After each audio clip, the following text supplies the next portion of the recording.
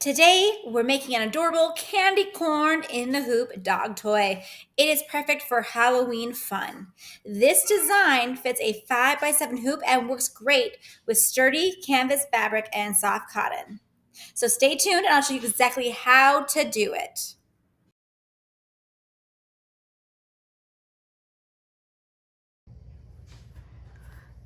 So here's the toy that my dog destroyed. As you can see, there's a hole right here, and she got the squeaker out of it. And so I saw her playing with this, and I'm like, you know what? A, I don't want you to choke on it, but B, it's like I could reuse it, which I'm gonna do. But you can also buy these on Amazon. So if you don't have a squeaker, that's okay. Amazon sells them as well. They're not that expensive at all. This toy uses fleece and stuffing. I will do the stuffing, but I'm actually going to use quite a few different fabrics. I'm going to use first this canvas fabric. It's all natural, and so that's going to be the outside. To do the Halloween candy corn features, I have just plain cotton fabric here. And to make it a little bit more fun, I also have this crinkle paper that I am going to sew on the very first step. So many different types of fabrics you can use for your dog. I suggest you do some research to see what is the safest. And of course, with all dog products, you need to be watching them when they are playing with them, just because when they get to this point, it can become dangerous for the dog. And so you have to take it away because you definitely don't want them to be choking on something like this. So always monitor your dog when they're playing with your toys that you make or buy. So, all right, let's begin. Place a sheet of tearaway stabilizer into your 5x7 hoop. Take it to the embroidery machine and stitch out the first step. This is the placement stitch that outlines your candy corn. Look at these two puppies with me in my craft room today. That is my dog right there, Daisy. And that is my brother's dog, Luna. We are babysitting Luna. It is so fun having two dogs. I wish I could talk my husband into getting another one, but he says no, so. I am putting my plastic over the placement stitches, and I'm actually just going to go back and stitch the very first stitch, which is technically the placement stitch, but I'm using it as a tack down stitch here. So just to tack down the plastic. If you're using crinkle paper, raise your embroidery foot just enough so it doesn't bunch or wrinkle the material.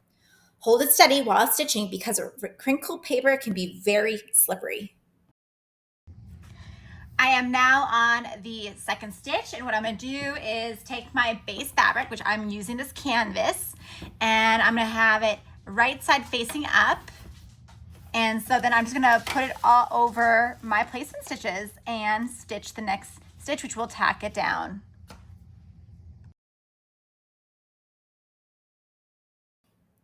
I forgot to record the next step, the tack down stitch for the top white section of the candy corn. Just know that the machine will run a placement stitch first. After that, do what I'm doing right now, which is to treat it like a standard applique. Place your white fabric right side up over the placement line, hold it in place, and let the machine run the tack down stitch. Using your applique scissors, carefully trim the fabric close to the stitch line, making sure not to cut into the stitches. Getting close is important though. I'm using a 4.5mm satin stitch on this design, so we don't want any extra fabric peeking through on the edges.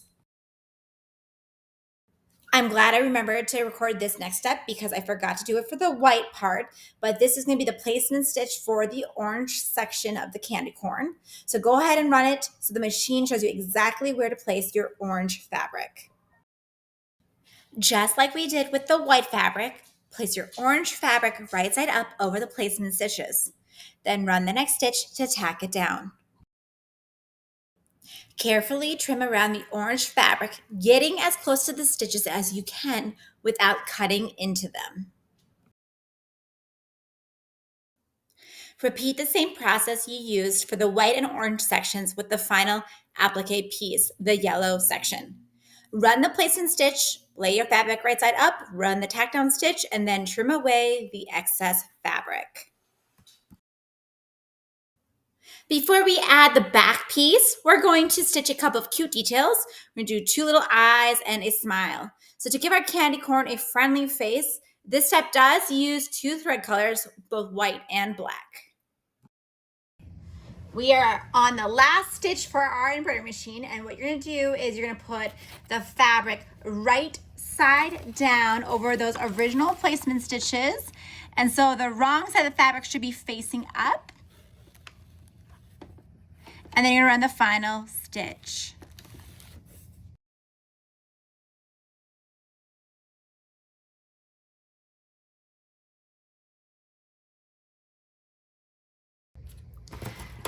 Remove the design from the hoop and then tear away the stabilizer just to those first stitches like this. So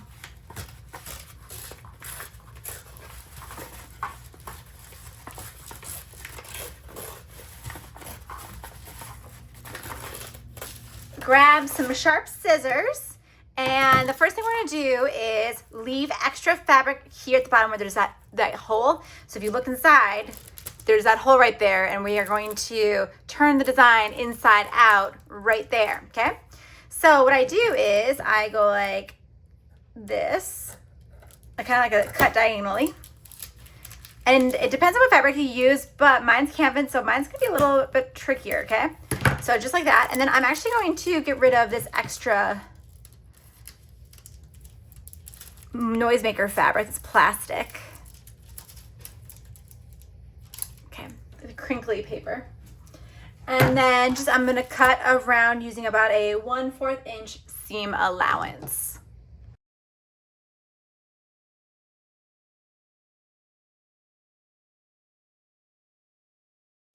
Carefully turn the piece right side out so the finished side is facing. Use a point turner or other blunt tool to gently push out the edges and corners. Take your time so you don't poke through the stitches.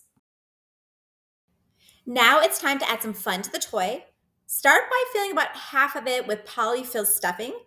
This will give it shape and a soft, squeezable texture.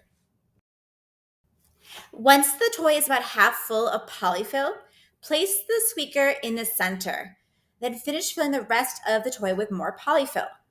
You don't need to overstuff it like we do with my plushies. You'll want enough flexibility to get it under your sewing machine for the optional top stitch in the next step. Once you fill the toy to your liking, fold the excess fabric at the bottom opening inward. Pinch it closed and secure it with wonder clips. Take the toy to your sewing machine, and you have two options here. You can simply sew the bottom closed, and I recommend stitching over it a couple times for extra durability. Or you can top stitch all the way around the toy like what I'm doing here, making sure to go over the bottom opening multiple times so it stays secure during rough play.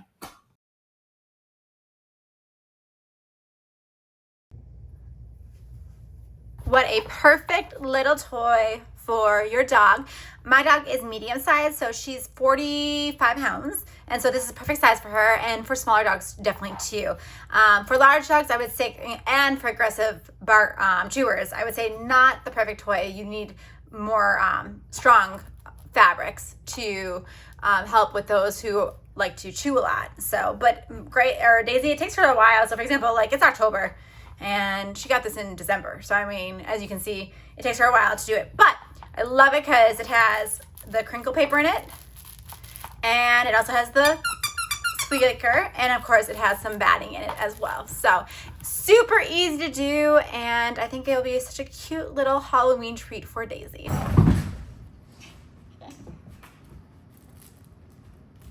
Good job, Luna. Bring it up, Luna. Good girl. Bring it here.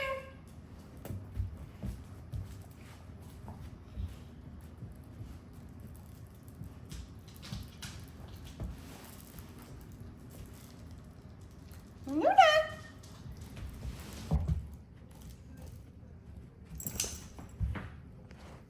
Thanks for watching.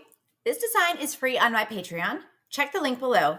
And don't forget to like, subscribe, and follow for more creative fun.